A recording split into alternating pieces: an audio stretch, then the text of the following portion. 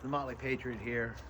We're in Harpers Ferry, St. John's Church, built in 1852, just in time for conflict, it appears. But I wanted to quote something from Scripture of St. John's. It might not be literal, but it does speak to some of the teachings. The endurance of darkness is a preparation for the great light. The soul that is quick to turn to speaking and conversing is slow to turn to God. It is best to learn to silence the faculties and to cause them to be still so that God may speak. Who teaches the soul if not God? I think that's an interesting thing. I tend to blab a lot, and I do actually have to say that sometimes when I'm quiet and listening, the things that come to you as you ponder and just sort of take it in and ease up a bit.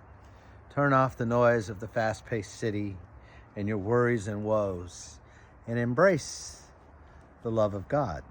I think it's a pretty good guidepost to live by. So I'm going to zip the lip and just give you a chance to see the old church itself.